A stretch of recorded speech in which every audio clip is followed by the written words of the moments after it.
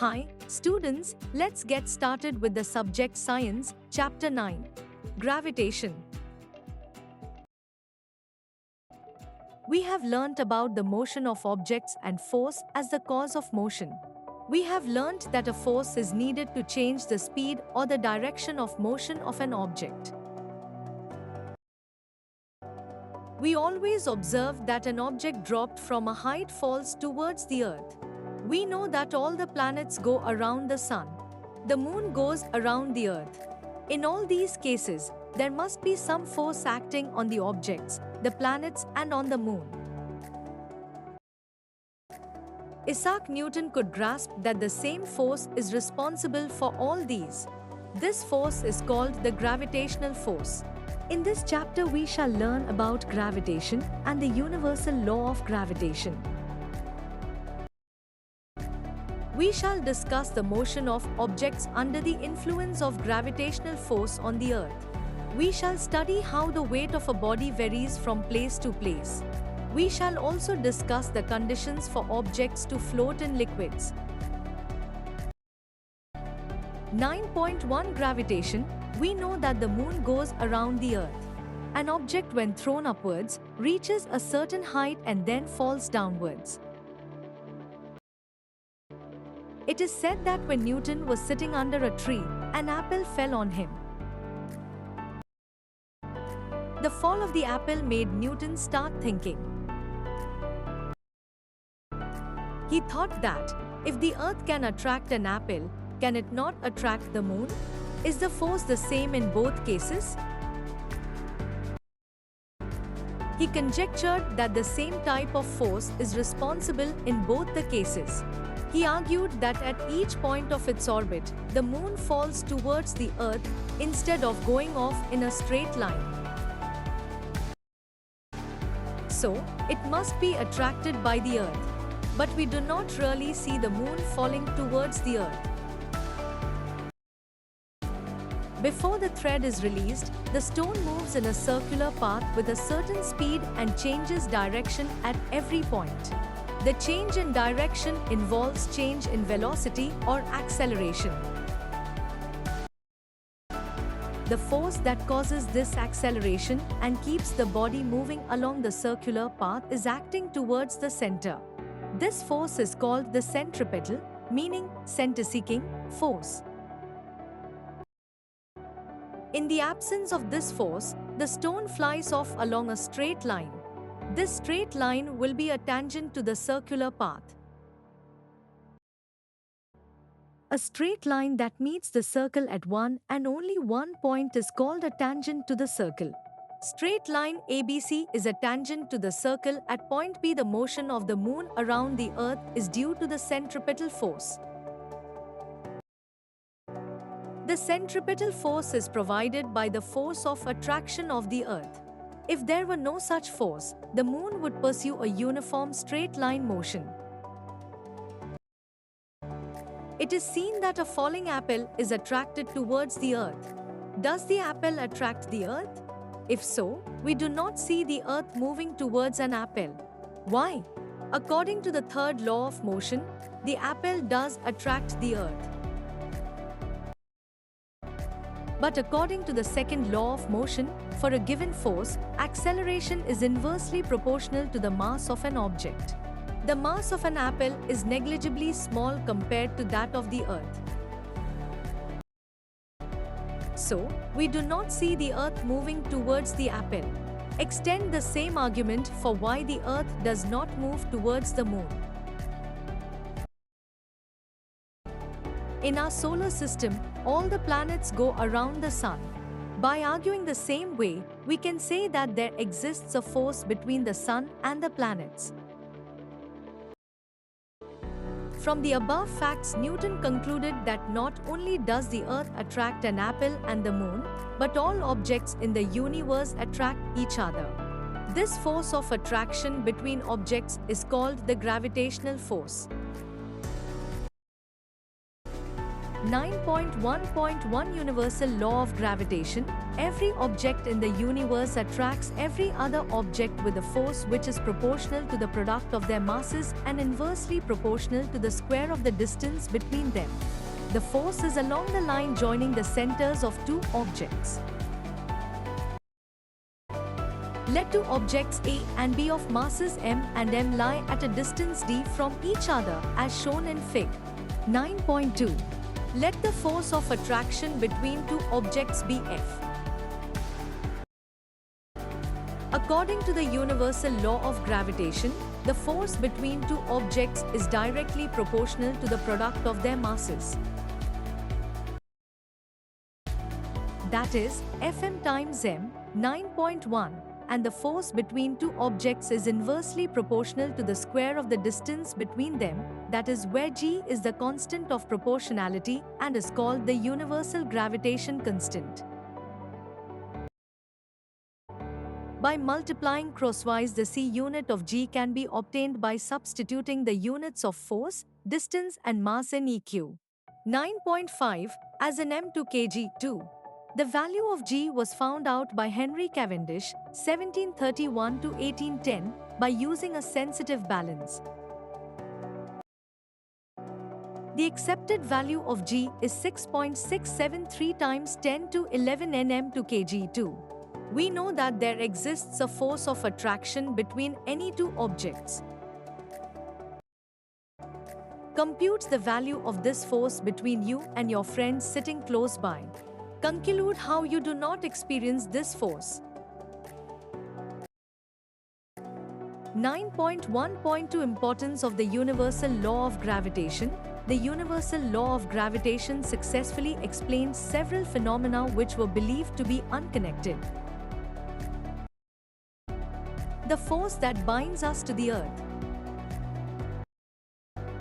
The motion of the Moon around the Earth. The motion of planets around the Sun. And 4. The tides due to the Moon and the Sun. Free fall. We have learned that the Earth attracts objects towards it. This is due to the gravitational force. Whenever objects fall towards the Earth under this force alone, we say that the objects are in free fall. Is there any change in the velocity of falling objects? While falling, there is no change in the direction of motion of the objects. But due to the Earth's attraction, there will be a change in the magnitude of the velocity. Any change in velocity involves acceleration. Whenever an object falls towards the Earth, an acceleration is involved.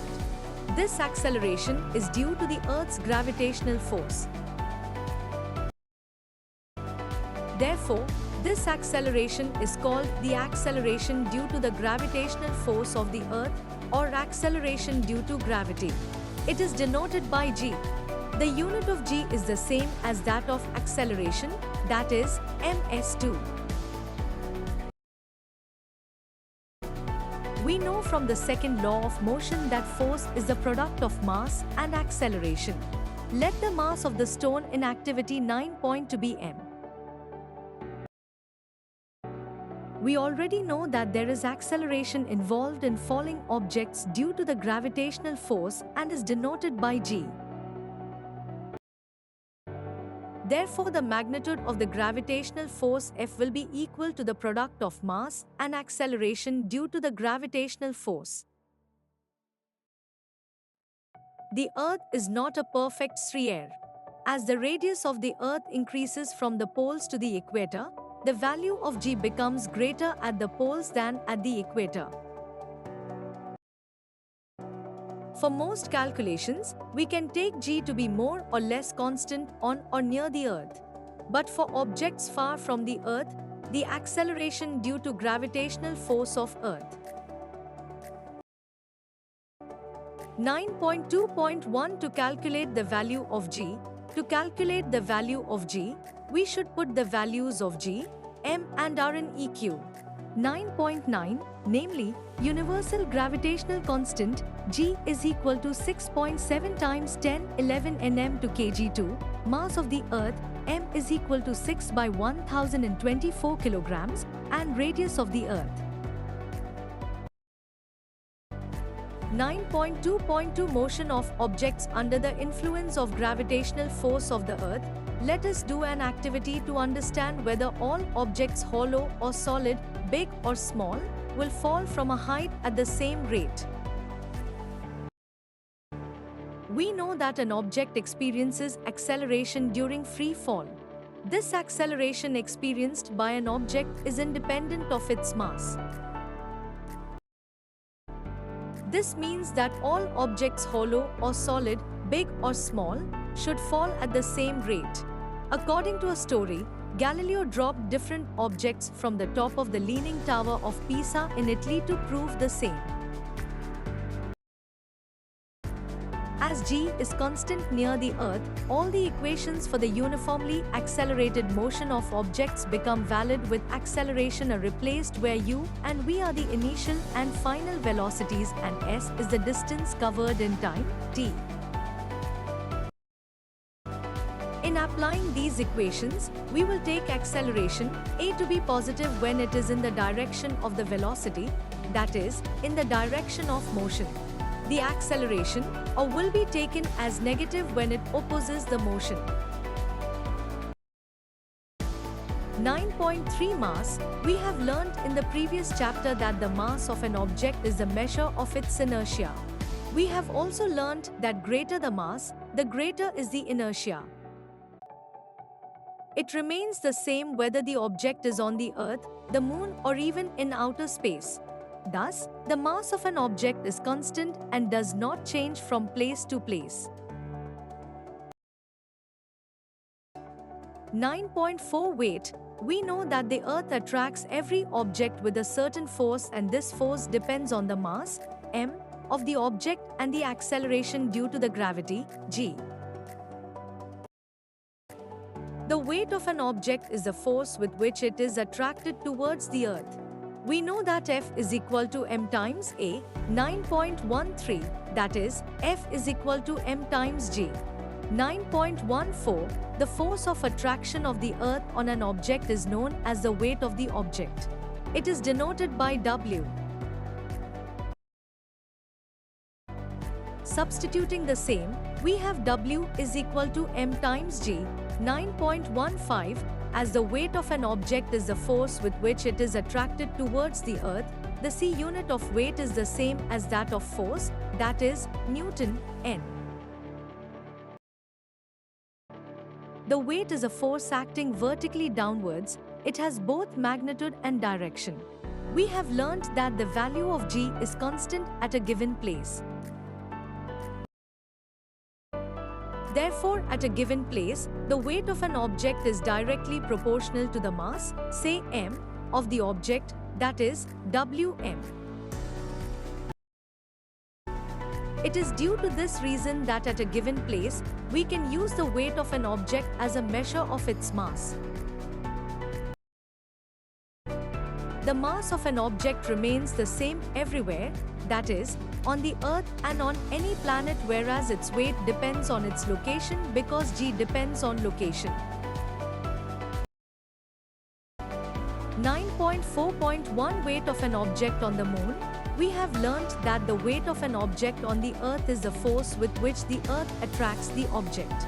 In the same way, the weight of an object on the Moon is the force with which the Moon attracts that object. The mass of the Moon is less than that of the Earth. Due to this, the Moon exerts lesser force of attraction on objects. Let the mass of an object be m. Let its weight on the Moon be Wm. Let the mass of the Moon be mm and its radius be rm. By applying the universal law of gravitation, the weight of the object on the Moon.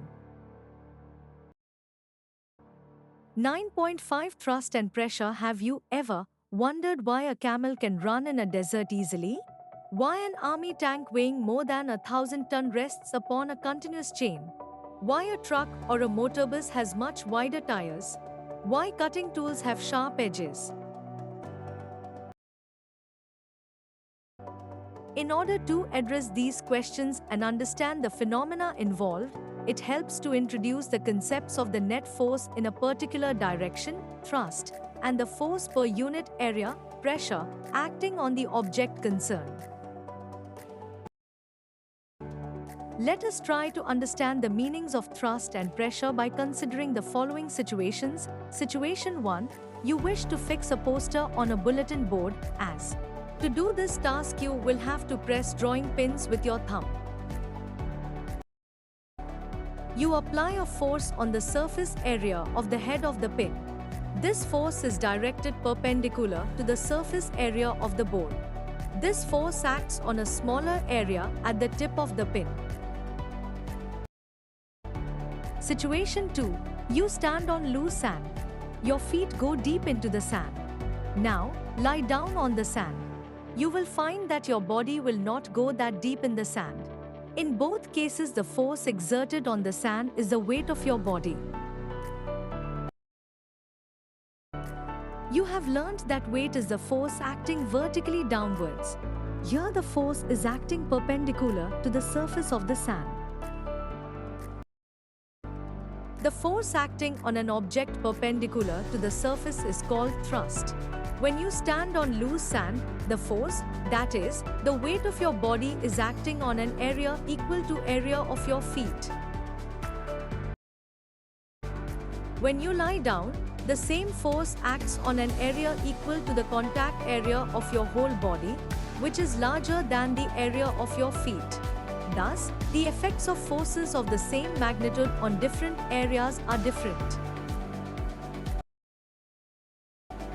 In the above cases, thrust is the same, but effects are different. Therefore, the effect of thrust depends on the area on which it acts. The effect of thrust on sand is larger while standing than while lying. The thrust on unit area is called pressure. 9.5.1 Pressure in fluids. All liquids and gases are fluids. A solid exerts pressure on a surface due to its weight. Similarly, fluids have weight, and they also exert pressure on the base and walls of the container in which they are enclosed. Pressure exerted in any confined mass of fluid is transmitted undiminished in all directions. 9.5.2 Buoyancy. Have you ever had a swim in a pool and felt lighter? Have you ever drawn water from a well and felt that the bucket of water is heavier when it is out of the water? Have you ever wondered why a ship made of iron and steel does not sink in sea water, but while the same amount of iron and steel in the form of a sheet would sink? These questions can be answered by taking buoyancy in consideration. Let us understand the meaning of buoyancy by doing an activity. The force due to the gravitational attraction of the earth acts on the bottle in the downward direction. So the bottle is pulled downwards, but the water exerts an upward force on the bottle. Thus, the bottle is pushed upwards. We have learnt that weight of an object is the force due to gravitational attraction of the earth. When the bottle is immersed, the upward force exerted by the therefore it rises up when released. To keep the bottle completely immersed, the upward force on the bottle due to water must be balanced. This can be achieved by an externally applied force acting downwards.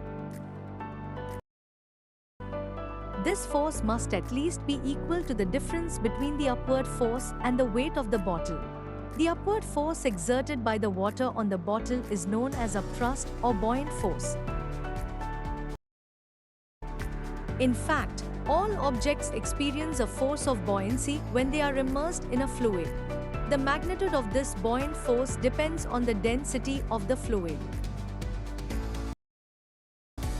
9.5.3 Why objects float or sink when placed on the surface of water? The nail sinks. The force due to the gravitational attraction of the earth on the iron nail pulls it downwards. There is an upthrust of water on the nail, which pushes it upwards. But the downward force acting on the nail is greater than the upthrust of water on the nail. So it sinks, the cork floats while the nail sinks. This happens because of the difference in their densities. The density of a substance is defined as the mass per unit volume. The density of cork is less than the density of water. This means that the upthrust of water on the cork is greater than the weight of the cork. So it floats. Fig. 9.5.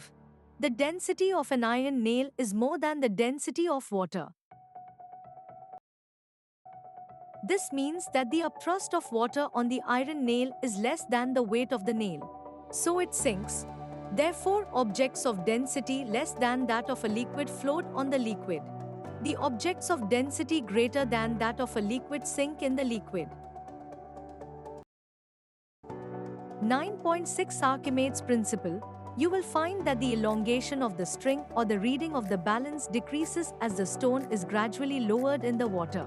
However, no further change is observed once the stone gets fully immersed in the water. What do you infer from the decrease in the extension of the string or the reading of the spring balance? We know that the elongation produced in the string or the spring balance is due to the weight of the stone. Since the extension decreases once the stone is lowered in water, it means that some force acts on the stone in upward direction. As a result, the net force on the string decreases and hence the elongation also decreases. As discussed earlier, this upward force exerted by water is known as the force of buoyancy. What is the magnitude of the buoyant force experienced by a body? Is it the same in all fluids for a given body? Do all bodies in a given fluid experience the same buoyant force? The answer to these questions is contained in Archimedes' principle, stated when a body is immersed fully or partially in a fluid, it experiences an upward force that is equal to the weight of the fluid displaced by it. Now, can you explain why a further decrease in the elongation of the string as the stone was fully immersed in water? Archimedes' principle has many applications. It is used in designing ships and submarines. Lactometers, which are used to determine the purity of a sample of milk, and hydrometers used for determining density of liquids, are based on this principle. Archimedes was a Greek scientist.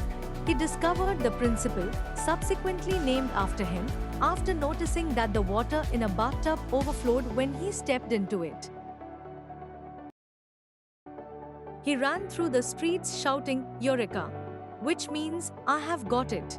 This knowledge helped him to determine the purity of the gold in the crown made for the king.